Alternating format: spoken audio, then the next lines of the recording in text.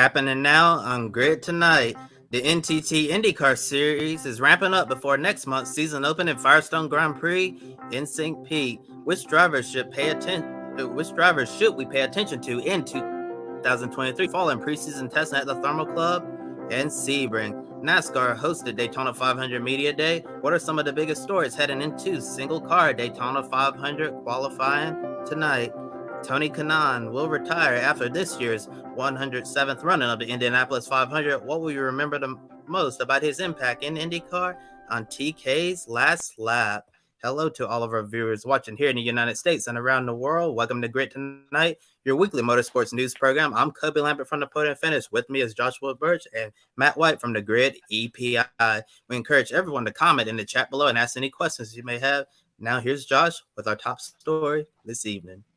Thank you, Kobe. In the last few weeks, we've seen some preseason testing taking place in the NTT IndyCar Series, one at the Thermal Club and at Sebring International Raceway as well. Looking back at the results from Palm Springs in California, the defending Indianapolis 500 champ Marcus Ericsson was fastest in his number 8 Chip Ganassi Racing Honda, leading a Honda 1-2 by Christian Lundgaard and Kyle Kirkwood, who's replacing Alexander Rossi at Andretti Autosport, completing the top 5. 2 young drivers who really made a name for themselves in Formula 2, being Callum Ilott, who enters his second full season in IndyCar, and Marcus Armstrong, who graduates from Formula 2 to run the road and street courses this year for Ganassi, and the graphic there courtesy of IndyCar.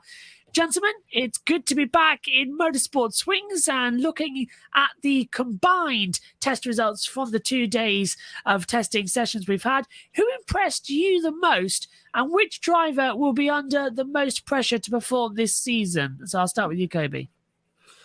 Well, Josh, looking at the combined results there, I'm going to say one word to describe what I saw. Youth. You have a lot of young drivers who were very impressive. They're the Thermal Club, and Marcus Ericsson looking to do a lot better than he did in 2022. And 2022 was a really good year for him. Christian Lundgaard in second. I think we could see him take a huge step forward in IndyCar this year. And Kyle Kirkwood, we know last season he was basically on loan at AJ Foyt Racing for his rookie season and a car that wasn't really competitive. Now he's going to a top tier organization, Andretti Autosport, the same team he won the Indy Indy Next Championship. Is going to take a while to get used to saying Indy Next instead of Indy Lights. So I think it'd be really great for Kyle Kirkwood to go back to Andretti Autosport and show what he can do, show it and all of the speed that we saw on the road to Indy Ladder. And now we're going to be able to see Kirkwood, potentially Sean Juncos, Hollinger Racing, Callum Ilott. I think they're going to be really strong as well and take a step forward. Marcus Armstrong coming over from Formula 2, followed his career across the pond over in Europe, saw some great things from him, and now he's going to be in a top tier organization as well with Chip Ganassi Racing. I think we could see some really positive things from Marcus Armstrong as well. But the one driver I really want to give a shout out to is the driver who was 21st fastest at the Thermal Club is the man from Argentina, Agustin Canapino. That's probably the one full-time IndyCar driver this year that many IndyCar fans are not really familiar with, but Agustin Canapino, he's a motorsports legend in the country of Argentina, and I think we can really in him, he's bringing a championship pedigree to Juncos Hollinger Racing, while Canapino's open wheel racing experience is very, very limited. I've been very impressed what I've seen from him in testing so far. To be honest, this is no disrespect to Jimmy Johnson or whatever, but when a lot of people saw Agustin Canapino was going to be running full-time in IndyCar, people probably expected, that we'd see something similar to what we saw with Jimmy Johnson in his IndyCar performances, where Jimmy has openly talked about struggling to find the limit of the IndyCar on all these road and street courses, which is why he's struggling. He even admitted on the air during the Busch Light Clash at Fox, he never found the limit in IndyCar, and people probably expected to see Canapino, do a Jimmy Johnson like performance, but it's still in the early days. I think Agustin can be really, really pleased with everything that he's done so far, and looking forward to seeing how he gets used to IndyCar racing this year. I know the ovals are going to be a huge challenge for him, but the one driver I think who could be under the most pressure this season is the driver who was 20th fastest at the Thermal Club, and that driver is Jack Harvey. And if you haven't been following IndyCar silly season, Jack Harvey and Christian Lundgaard actually swapped seats So Jack Harvey is now in the number 30, and Christian Lundgaard is in the number 45, the entry that's going to be sponsored by Hy-Vee. And for all the IndyCar fans out there, you know that Hy-Vee has invested a lot of money in Rahal Letterman Lanigan Racing and IndyCar as well with the Iowa doubleheader. And Rahal Letterman Lanigan definitely wants to make sure that Hy-Vee is going to have the best chance of winning. And we've seen Christian Lundgaard be in the mix a lot more than we've seen Jack Harvey. And I think, with Jack Harvey going to the other Rahal car with Lundgaard getting a Hy-Vee sponsorship, certainly think there's going to be significant pressure on Jack Harvey to perform this season, because it seemed like he was really in a comfortable spot at Meyer-Shank Racing, but it was him who decided that he wanted to leave and go to RLL. And Harvey wants to make sure that the bet that he made on himself to go to RLL will pay off, because when you move over to the other car and the other guy takes the primary sponsor at Hy-Vee, it's certainly going to raise a lot of questions about your future standing with the team. Yeah, absolutely.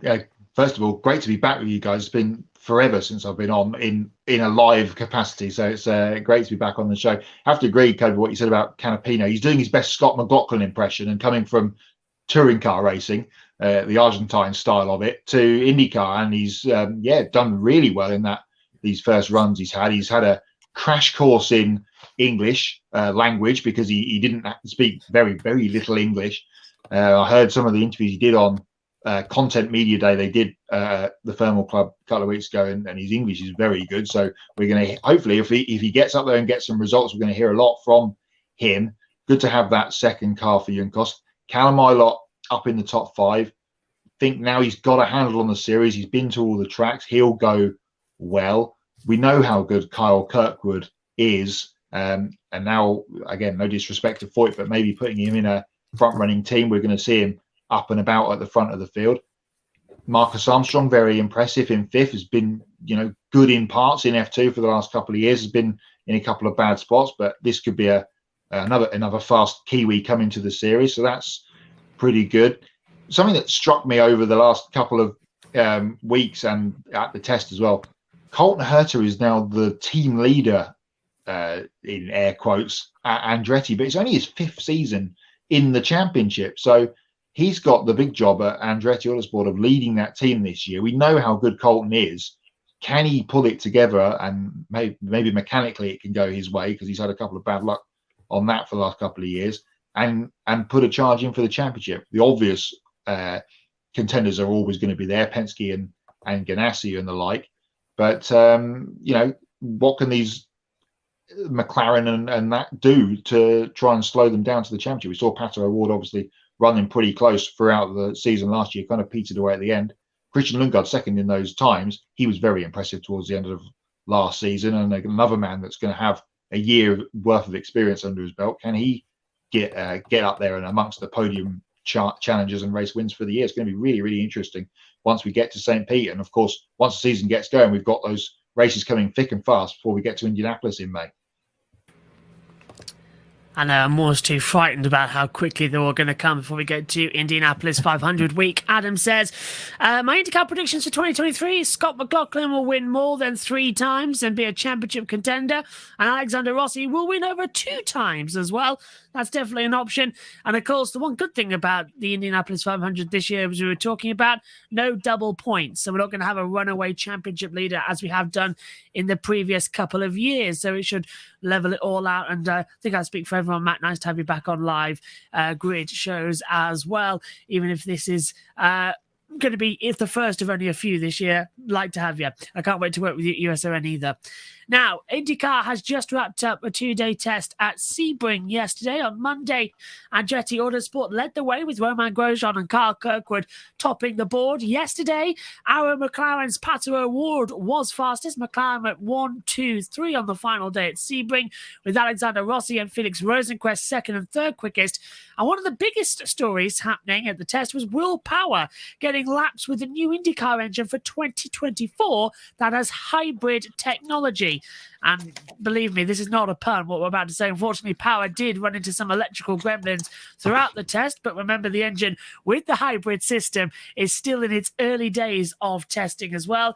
Other stories as well: Porsche factory driver Felipe Nasr tested an IndyCar for Team Penske and finished Tuesday 4th fastest as well in the test session on Tuesday.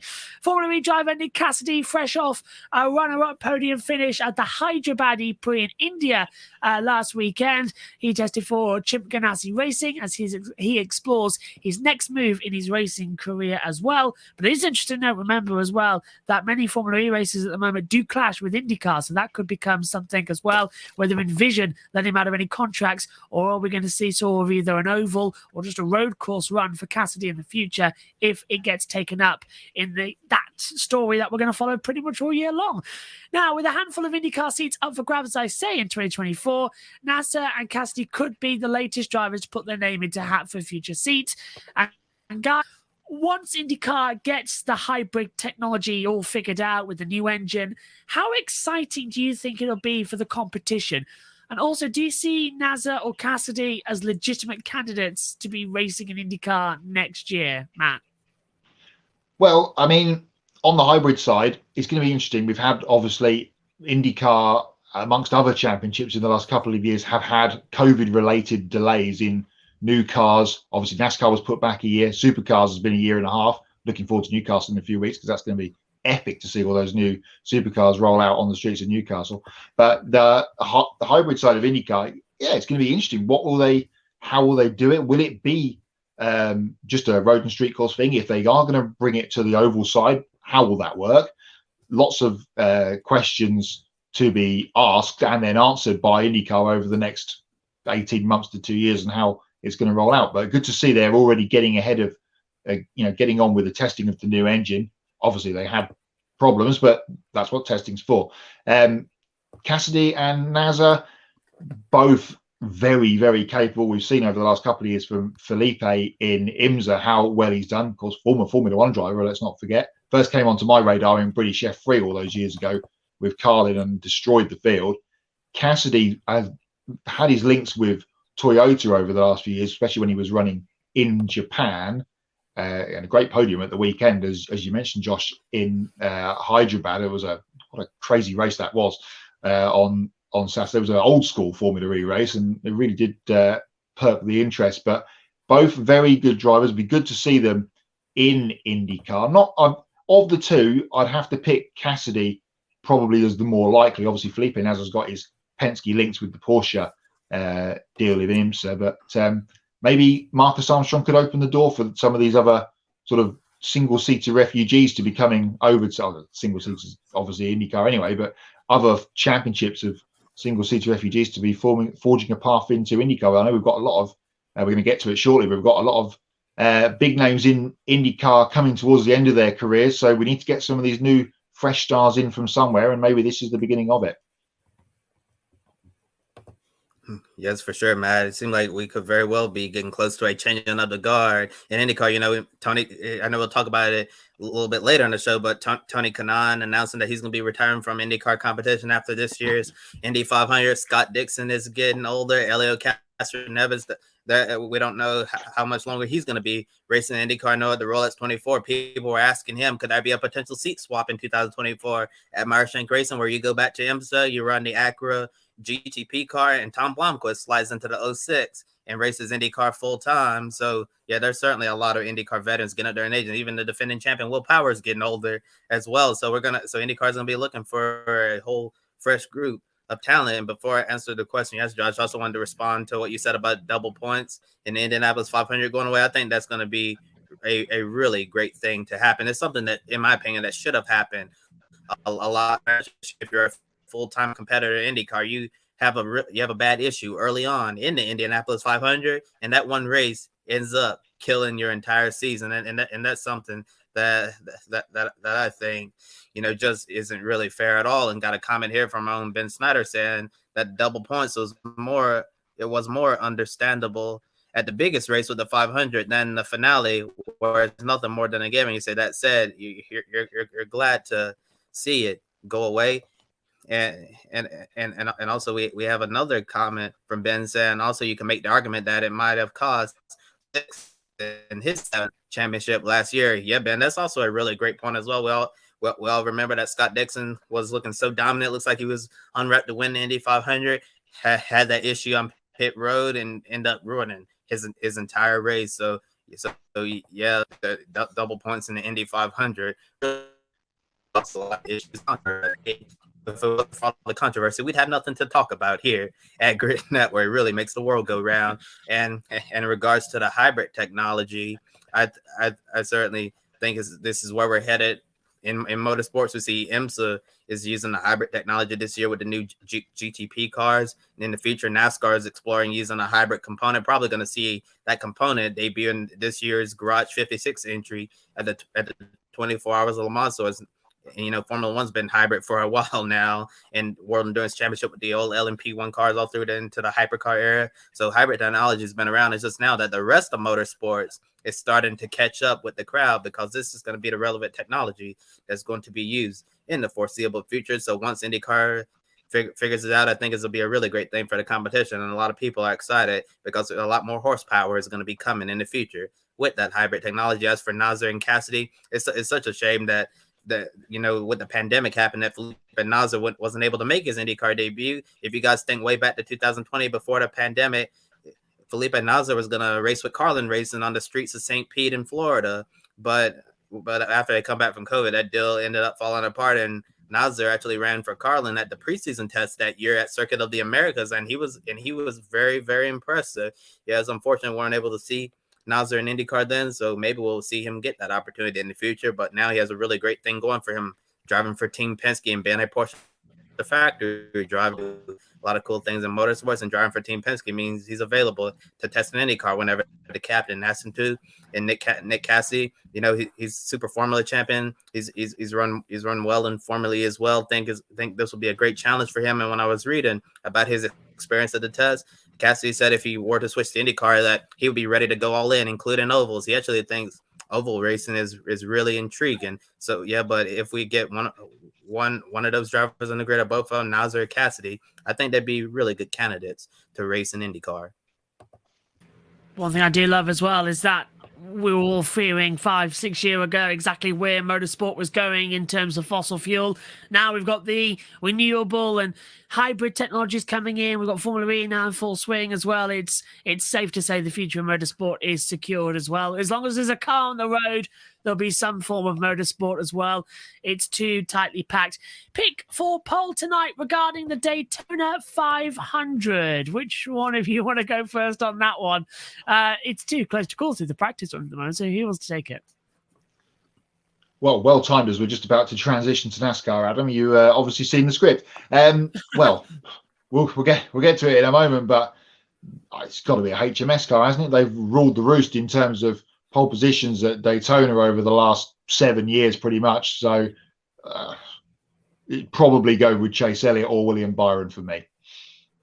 Yeah. For me, I'm gonna go with Alex Bowman keeping his streak alive. I think Alex Bowman is going to end up getting the pole once again for the Great American Race. And something interesting this year, we actually don't have a practice session and then qualifying. So it's basically the drivers are going to strap in their cars for the first time in just under 2 hours time in their Daytona 500 car, and they're going to go out and just lay down a lap, and hopefully it'll stick. So that's certainly something that's super interesting about this year's Daytona 500. And Hendrick Motorsports always shows up on this night, and you're probably going to see one of them sit on the front row. I'll be shocked if a Hendrick car does not sit on the front row and take the pole for the 500 once again. No practice time for the Daytona 500 seems incredibly dangerous to me as well. But then again, they did the Busch Light class at a Coliseum, which is a football stadium. So, where the first Super Bowl was held, of course. Casey says, how do you think Jimmy Johnson will do for the Daytona 500? It's nice to see Jimmy back in NASCAR as well. Not running the normal number, though, the 48. So, it's interesting to see him back, but it does feel a bit weird. Yeah, he's got to get to the 500 first, of course, because he's not locked in. So he's got to get himself in. If he can get on the front row tonight, then great. Otherwise, he's going to have to race his way in tomorrow in the two-door races. So yeah, let's get him in the race first, because if he gets wiped out in someone else's accident tomorrow, potentially he will be going home. That's a big possibility, Kobe, as well. I mean, he's been used to open wheel cars for 3 seasons now as well. But can he just step back into a stock car and, like muscle memory, have it back? He's a 7-time champion.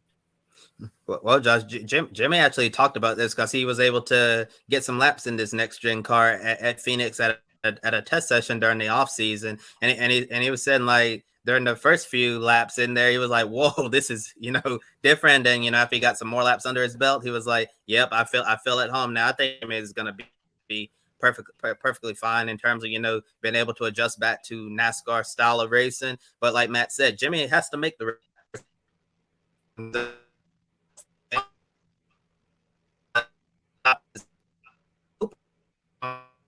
slightly losing Kobe there. If you can still hear us, probably catch up. Can you hear me? Yeah. Okay. Can now. Can you hear me now? Okay. Can okay. now. I continue what I was saying. I was saying to Jimmy Johnson. So slightly, yeah, Kobe, we've lost you for a split second as well, which is annoying with the technology. But Kobe's been having a bit of internet problems in the past couple. So we'll come on to the qualifying setup then as well, and try and focus in on things as well. As we were mentioning as well, qualifying for the lineups, of course, for the duels tomorrow night. So technically, this is a Grid Live pre-race show as well coming in. But today, NASCAR held the Daytona 500 Media Day, and we did get some pretty interesting news stories that came in. Ally Financial and Hendrick Motorsports have reached a 5-year contract extension throughout the 2028 season as well. And additionally, Hendrick has agreed a 3-year contract extension with Alex Bowman. You remember Kobe mentioned him just a few moments ago, and that's keeping him behind the wheel of the number 48 Ally Chevrolet Camaro throughout till the 2026 season as well. And I do love a good Chevy as well. We've got one in our garage at the moment. Despite making the playoffs and winning races in his 5 full seasons with HMS, Bowman is often compared to his teammates and labeled as the weakest driver at this powerhouse organization. Now, knowing he will remain at Hendrick Motorsports for at least the next 3 years, his team and sponsor are showing commitment and belief in his abilities, and the graphic there is courtesy of Hendrick Motorsports as well. We'll give Kobe a bit of time to get his internet back up and running, so we'll come to you first, Matt, on this one. Despite experiencing some good success with Hendrick Motorsports, why does it always seem like Alex Bowman has something to prove? Yeah, it's an interesting one. I mean, he's got 2 Cup Series of the 4 HMS rides, 2 Cup Series champions. One of them is this guy behind me, and Chase Elliott, and then William Byron, who has come close to winning championships in the trucks and Xfinity over the years. Bowman has never been in a championship winning push position as such through a full season. He of course came in for Dale Jr. at the end of Dale's career when he was out with the concussion protocol, and probably should have won that race at Phoenix if people remember rightly, at the end of the year when he led a load of laps and ended up falling away at the end. But yeah, he just seems to have had a not such a great period compared to his teammates. I mean, again, last year he missed a couple of races for concussion himself after that wreck at Texas.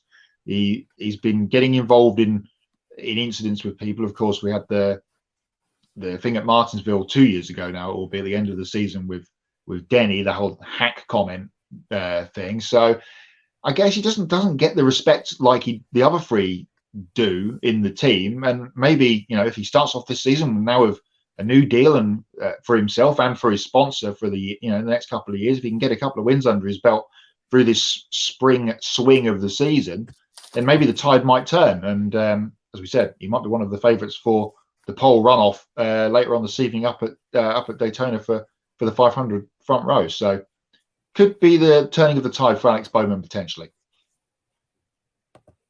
Yeah, and hopefully my internet is working now. And but before I answer the question, I'm going to try to finally finish the point I was trying to make about Jimmy Johnson. All I was trying to say is if Chevrolet gives him a good motor for tonight, he can go in, he can put down a good time and lock himself in to the show on time, and then he won't have to worry about the duels tomorrow, about the duels on Thursday night. And if he gets caught up in a big wreck or something goes wrong, he can always fall back on that time and still make the Great American Race. So that's all I was trying to say there. And as far as Alex Bowman, you're always going to be compared to your teammates in motorsports. And look at the teammates that he has.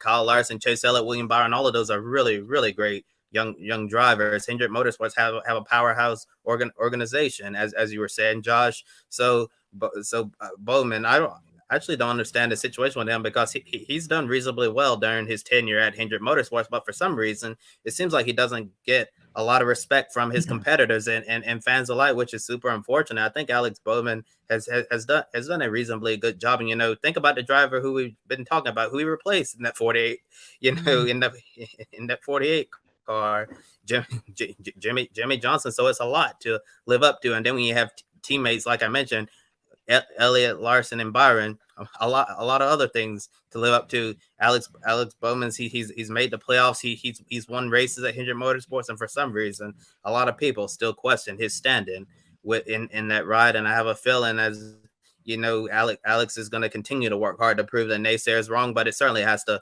feel good that Hendrick Motorsports and Allied Financial is committed to him for the foreseeable future. It shows that they believe that he's the right driver for that car moving forward, because I'm sure he's sick and tired of hearing all of the rumors going around that be like, who's probably going to replace Bowman at Hendrick, and that's like a rumor that goes around every other season that he's been in that car. So he's going to look to shut up all those haters.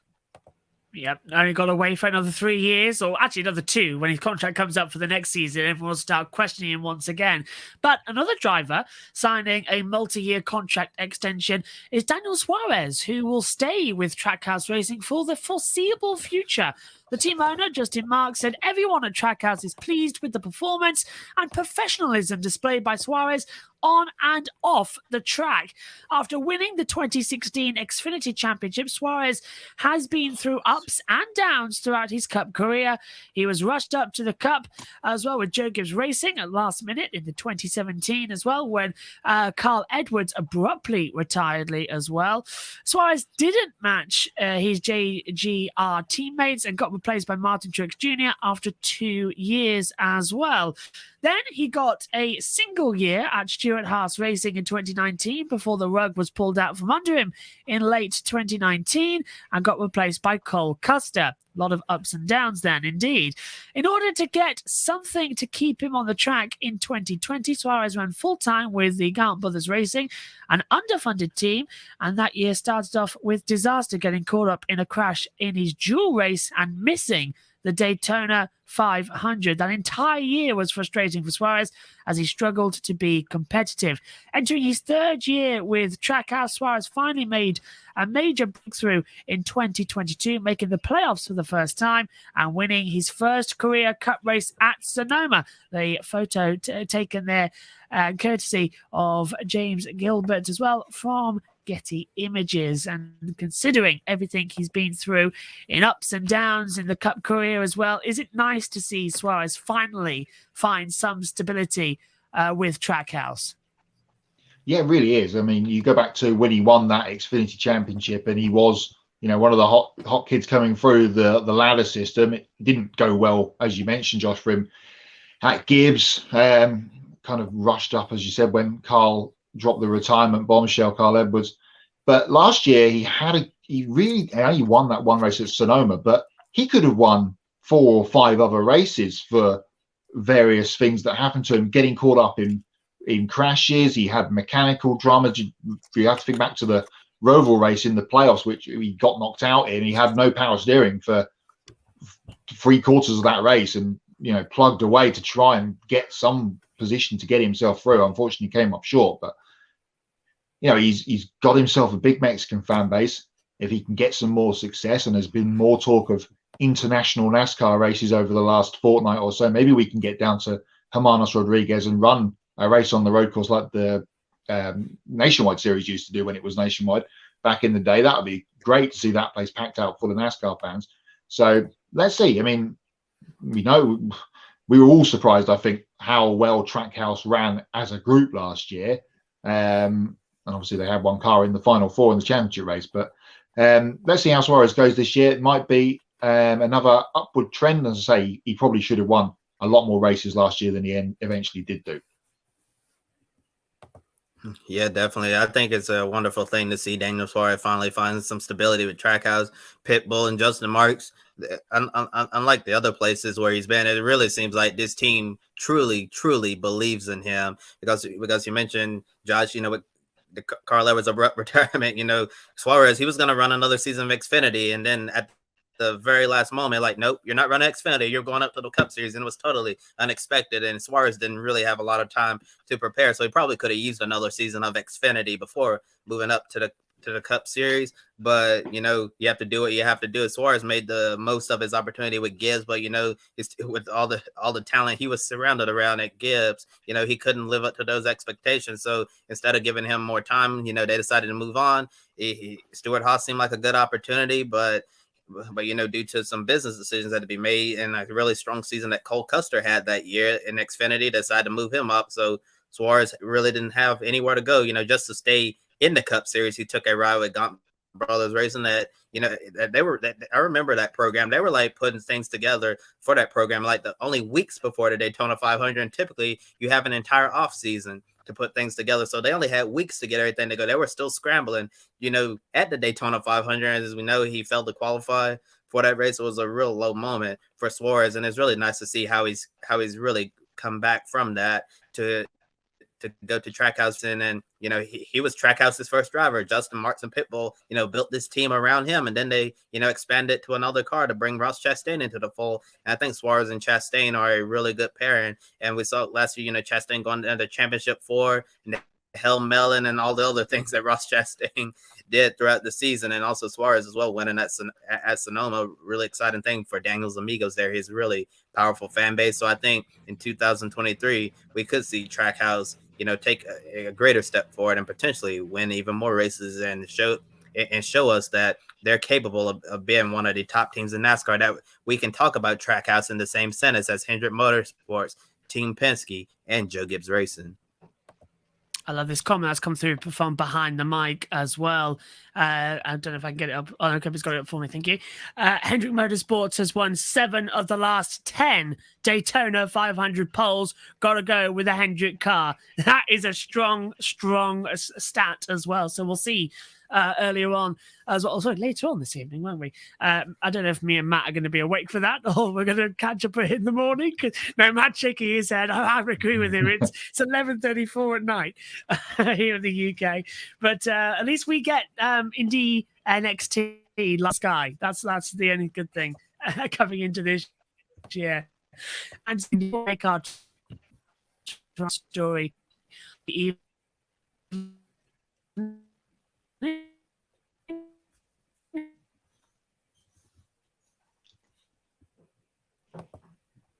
So it seems to be a thing all day.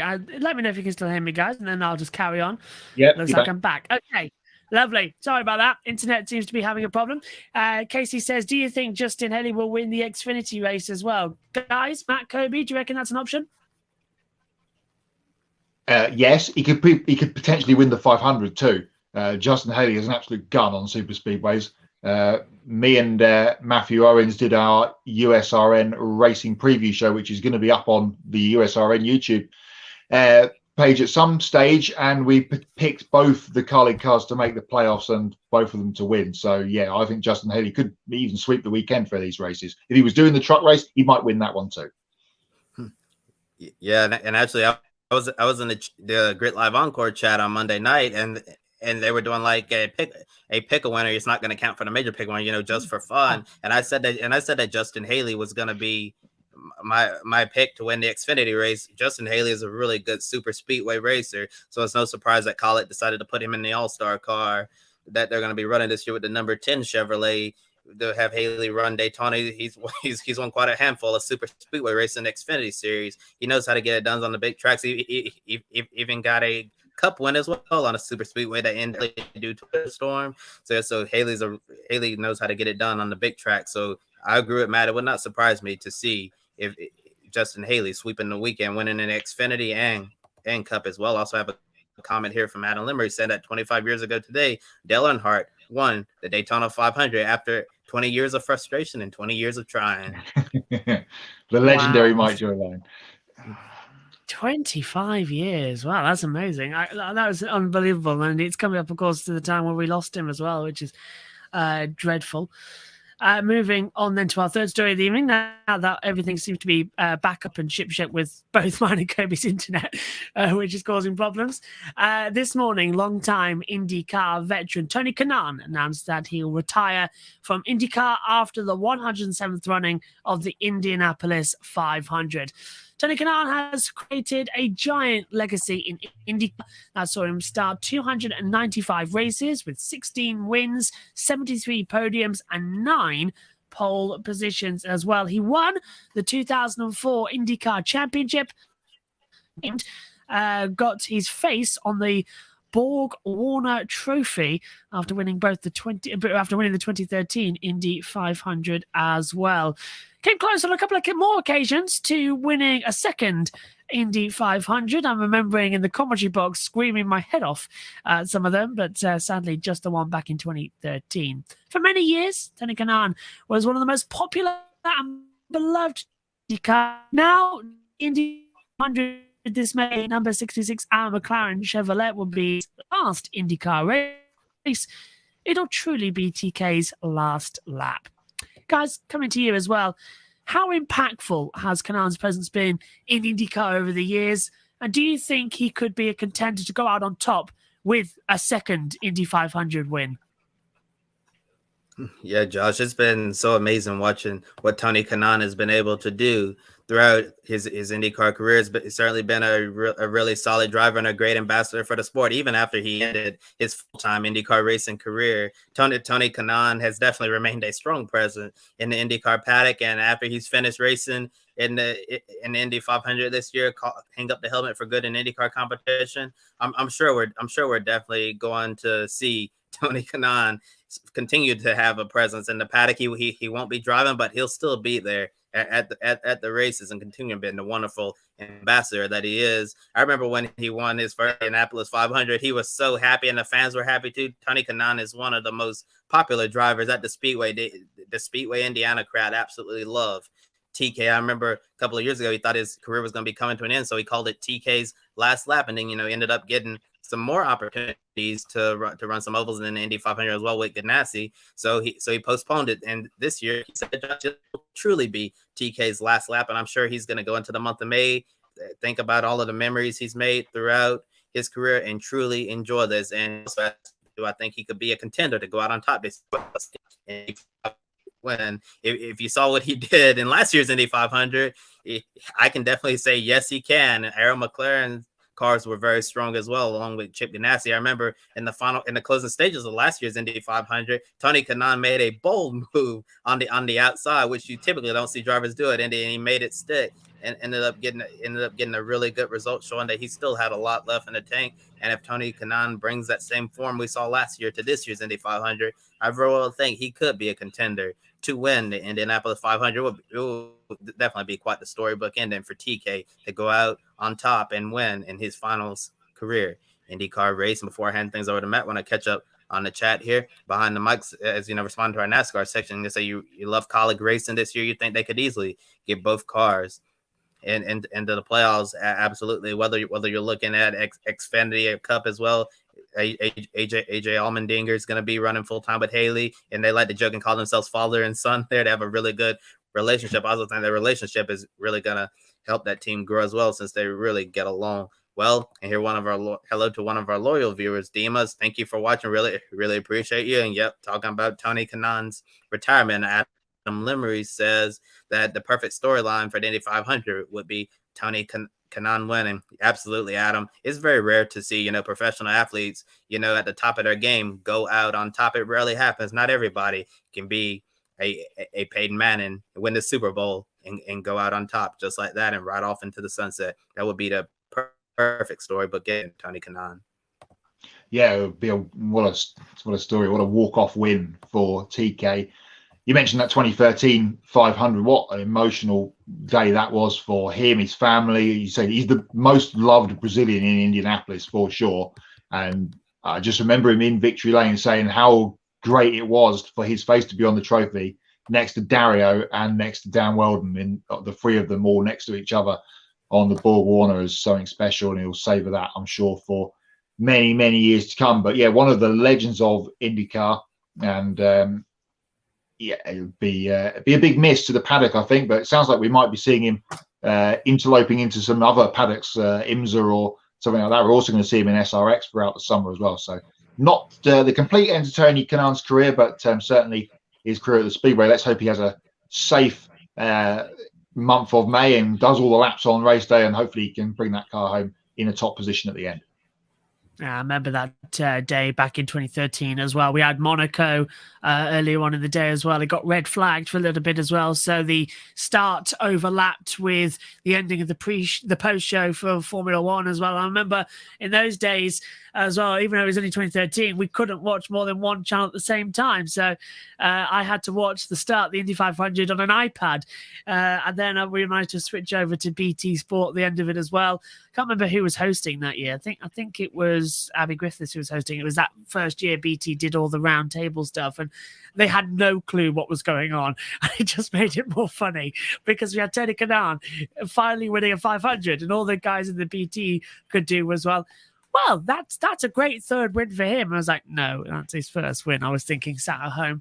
But yeah, absolutely fantastic. And I will miss him, and let's hope he can go on a high as well with an Indy 500 win. He proved last year the old guy still got it, so definitely can still. Now, here's Matt White again with the latest from the Grid EPI as an update and a recap of World Rally Championship Rally Sweden. And it's all yours live, Matt. Over to you. Yes, to coin a phrase, we'll do it live for a change. And let's start with Rally Sweden, because it was the second round of the World Rally Championship at the weekend, another event in the grid ranking. And it was won by Ott Tanak, the former champion from Estonia, getting his first win for Ford in his now, he's not his first win for Ford, but his first win for Ford in his third spell at M Sport. A rally controlled pretty much from Friday by Craig Breen for Hyundai, who they've sort of seat swapped over the winter, and Craig is running a part-time schedule this year for Hyundai. He was controlling the event until Saturday afternoon when he was tripped up by a puncher, and then Tanak took the lead. And then Tanak had one on Saturday afternoon, but didn't lose as much time, and in the end cruised to a healthy victory of 18 seconds over the weekend's event. There was some conjecture and some confusion on Sunday morning before the last power stage, where World Championship points are up for grabs. Hyundai gave Craig Breen a 10-second penalty for checking into a late time control to get him behind Thierry Neuville and give Neuville, who's the full season driver for Hyundai, some more World Championship points for finishing second. But Neuville made a mistake on the last stage and ended up costing him the time again to put him back to third. So Breen did end up with second ahead of Neuville. Kalle Rovanperä, the world champion, finished fourth. It's the first time for a long, long time that we haven't had a Toyota on the podium, let alone win. But their best was fourth, ahead of his teammate Elvin Evans.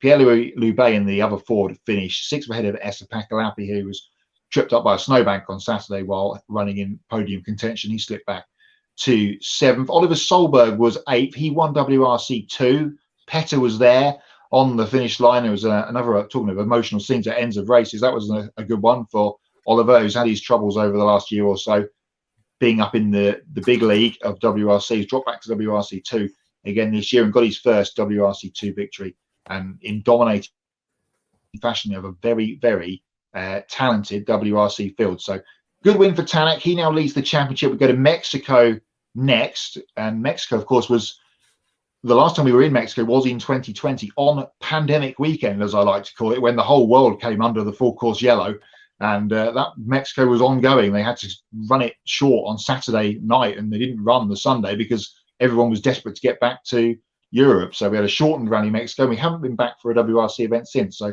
looking forward to that. That's on Sebring weekend.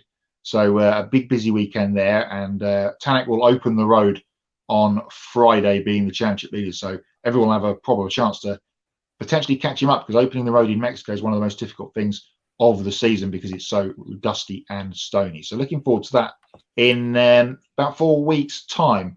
EPI then, the grid EPI, the Endurance Performance Index. We had 2 more scoring races over the weekend at Dubai Autodrome. The first 2 races of 4 from the Asian Le Mans Series, 2 4-hour races, one on Saturday and one on Sunday. The LMP2 is the top class in the Asian Le Mans Series, and they only run the 2 races we've had at the weekend and 2 more to come this weekend at Abu Dhabi, Yas Marina, and then the championship's over. So it's a short, sharp season, and we get 4 races in the space of a week. The P2s, as I say, were the top class, and on Saturday, John Falb, James Allen, and Kiffin Simpson were the winners. Of course, James Allen was involved in that photo finish at Daytona a couple of weeks ago in LMP2. So that's 2 victories for him already on the year. They were the Saturday winners in P2. In LMP3, Fabien Laverne, Jerome de Sadelaire, and Yaroslav Gutak were the winners on Saturday. On Sunday, Nolan Siegel, Christian Bogle, and Charlie Cruz, who were the only LMP2 car not to finish on Saturday, ended up winning on Sunday. So they turned their fortunes around completely to get a win. In LMP3, it was the duo of Tom Van Rompuy and 17-year-old Valentin Catalano getting a victory. Both the GT races were won by the same crew for Valkenhorst BMW, Chandler Holt, Tom Merrill, and Nicky Katzberg. He was the gun in that car to get them to victory in both races. So James Allen, as I mentioned, 2 wins for him. He is the provisional Grid Endurance Performance Index leader. We'll start rolling out a proper top 10 in April, when we'll have the grid ranking top 10 and the grid EPI top 10 rolling out at the same time. But guys, James Allen is the provisional leader. We've got 2 more races, as I said, coming up this weekend at Abu Dhabi to continue the year, and then that's the Asian Le Mans Series done. And then after that, it's the next round of the Intercontinental GT Challenge with the 9 hours of Kyalami at the end of the month. So another busy couple of weeks in grid EPI world. Yeah, there's going to be a lot of racing coming up in the next few months ahead. We're just lucky that we're just going to be doing NASCAR this weekend. But as more series begins to start, we're going to be like covering 6-7 different racing series on the same weekend. So it's really going to get super busy and crazy here at the Grid Network, where we'll be following it all. Next, some more motorsports news from around the world. 16-year-old Connor Jones will compete in 9 NASCAR Craftsman Truck Series races this year with Thor Sport Racing. Jones will drive the number 66 Ford F-150 and make his Truck Series debut at Martinsville Speedway. With Jones in the 66, full-time competitor Ty Majeska will shift over to number 98. Jones's other races include Northwood Spur Speedway, Gateway, Mid-Ohio, Richmond Raceway, IRP, Milwaukee Mile, Bristol Motor Speedway, and Phoenix Raceway. Remember, all 16 and 17-year-old drivers can only compete on the short tracks and road courses and Truck Series competition. Jones will have to wait until he turns 18 to compete at bigger tracks like Daytona or Charlotte. Photo courtesy of Thor Sport Racing. And if you watch Grid Live Encore on Monday night, then you already heard the news of Kyle Busch making his return to the NASCAR Xfinity Series after taking last year off. After Busch won his 100th Xfinity race in 2021, he said he would stop competing in Xfinity and end his career in the second-tier stock car racing division with a total of 102 wins. However, the all-time winningest driver in Xfinity history will have a great opportunity to continue adding to his impressive total. Busch will drive the number 10 Chevrolet and Kaulig Racing's All-Star Xfinity car in his maximum of 5 races. He'll compete at Las Vegas Motor Speedway, Phoenix Raceway, Charlotte Motor Speedway, Watkins Glen, and Darlington Raceway. Graphic courtesy of Kaulig Racing. Walkinshaw Andretti United is reuniting the winning driver pairing from the 2021 Bathurst 1000 after announcing his retirement from full-time driving in the Repco Supercars Championship at the end of 2022. Lee Holsworth will team up with Chas Monster again in the number 25 Ford Mustang for the Sandown 500 and Bathurst 1000 this year. Fabian Coulthard will stay with the team as an endurance driver, but shift over from the 25 to the number 2 Ford Mustang to co-drive with Nick Percat. Super 2 driver developed by Warren Love will remain a contracted driver with the team. His 2023 racing plans will be announced at a later date. Graphic courtesy of Walkinshaw Andretti United. Tony Stewart is returning racing full-time with plans to run the entire NHRA Lucas Oil Drag Racing Series schedule with McPhillips Racing. Stewart made his NHRA debut last year at the Nevada Nationals in a top alcohol dragster. On debut, Stewart advanced to the final round at the Strip at Las Vegas Motor Speedway and barely lost to Madison Payne. Throughout his Hall of Fame racing career, Stewart has won 9 championships in NASCAR, IndyCar, and USAC competition, including lots of race wins on ovals, dirt, and road courses. Now Smoke will have a unique opportunity to add drag racing victories and potentially an NHRA championship to his super impressive resume with backing from longtime sponsor Mobile One, courtesy of NHRA. Previously on Grid Tonight, we told you the story of Todd Gilliland losing his number 38 Front Row Motorsports Ford Mustang for 6 races to Zane Smith. Today, at Daytona 500 Meter Day, Gilliland revealed that he'll drive the number 15 Rick Ware racing Ford Mustang in 5 of those 6 races. Gilliland will drive for Rick Ware at Phoenix Raceway, Charlotte Motor Speedway for the Coca-Cola 600, Sonoma Raceway, Texas Motor Speedway, and the Charlotte Roval. The only race missing from Gilliland's schedule now is the spring race at Talladega Super Speedway because Xfinity regular Riley Hurst will be in the 15. Gilliland has continued to work hard to find a Ford ride for Talladega to complete the full 2023 NASCAR Cup Series schedule. Photo Tilton from Getty Images. Okay, let's take a look then at our upcoming schedule as well. On Friday morning, 9 a.m. Eastern Time, Women in Motorsports, previewing all the female racers who'll be competing this weekend at Daytona. Sunday at noon Eastern Time, we'll have a special Grid Live pre-race show to preview the 65th running of the Daytona 500. I've got a lovely velvet jacket ready for that as well, all set to go. Sunday night as well, Grid Live wrap-up 90 minutes after the NASCAR Cup Series finishes. We will recap all the action from this year's edition of the Great American Race. But with it being Daytona, I got lucky last year when I commentated on the USRN because it was one of the quickest 500s we had in a long time, and there wasn't any red flags. So remember, 90 minutes after, unless it goes too far, we have to delay to the next morning. So stay tuned across our socials for that as well. But we'll also have on Monday night, 7 p.m. Eastern, Grid Live Encore. We'll react to everything that's happened as well at Daytona and ARCA, Trucks and Xfinity. And also check out our latest episode of Life on the Grid. Kobe and Ben interviewed an assistant producer from Dirty Mo Media, Ben Walton, who works on the Speed Street podcast with IndyCar racer Colin Daly and comedian Joey Molinaro as well. The link for that video is in the description below. Please do subscribe to our YouTube channel. Thank you to everyone who subscribed following our weekend of the Rolex 24 coverage, helping us reach our goal of 500 subscribers before the Daytona 500. Now let's see if we can make it a little bit more interesting and reach our new ambitious goal of 1,000 subscribers before the Indy 500 on May the 28th. Don't forget to hit the bell icon to get notifications and follow all our social media platforms and visit gridranking.com. And if you do, please take 5 minutes to invest in the network through Patreon. Join Colin, Mark, Deshelle, and Robin in investing each month in the Grid Network. Welcome to our newest patron supporter as well, David. We're excited to have you join the amazing group of people who keep us on the air. And once we hit $500 per month, we'll begin sending members of our team to the track more consistently for live reports from the track and more content as well. The link again is in the video description. If you want to do a one-time donation, click on the Buy Me a Coffee link, get your name on the board, and you can invest as much as you want. And you can even buy a specific on-air person a cup of coffee, and they'll thank you on the air. For Kobe Lambeth at the podium finish and Matt White as well. Nice to have you back, Matt. I'm Joshua Birch. Thanks for watching. We'll see you next time. Good night.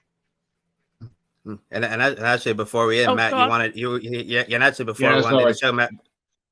Yeah, Sorry ahead, to abruptly crash the ending of the show. Yeah. I forgot to mention it when we were doing the other bit, but just to mention, coming up shortly, then NASCAR pole qualifying is live on USRN with our very own Ben Schneider joining Matthew Owens tonight, and then we've got all the races covered. So Matt's going to do both the dual races on his own tomorrow. So good luck on Friday when he's back on with PM Oss to do the Truck Series, because he might not have a voice left. And then Saturday, we've got the ARCA race, which is me, Matt, and Ben together. And then it's Matt and Tom Dillon for the Xfinity race after that. And then me and Matt together again on Sunday for the 500. So every race covered over on USRN, on Mixler.com, and on the Mixler app over the weekend. We are doing our big NASCAR 75 celebration this year. So we've got 75 NASCAR broadcasts done. We've already got one done with the Clash a couple of weeks ago and 74 to go. And we're also doing our 75 greatest NASCAR drivers, like many other publications are doing over the year. But ours doesn't just include the Cup Series guys, it includes Xfinity and Truck as well. So we're going to start rolling that out over the next couple of months too. Not me just texting Matt, do you need help with the duels? I'm not doing anything, so if he needs a hand, I'll happily help him. I've got nothing else going. Yeah, well, I can do that. I mean, you guys know me. I don't sleep. I'm all the time running. Right. Okay. Thank you, Kobe. Thank you, Matt. Tune into the US Open coverage. It will be a blast. And of course, we'll have the pre-race show all on here as well. I'll get my best suit on. It's a blue suede jacket as well. I hope you're going to enjoy that one. Thanks then to Kobe and Matt. We'll see you next time. Bye for now.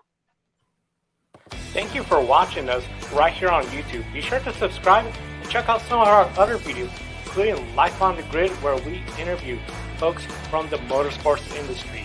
Thank you for watching. We'll see you next time.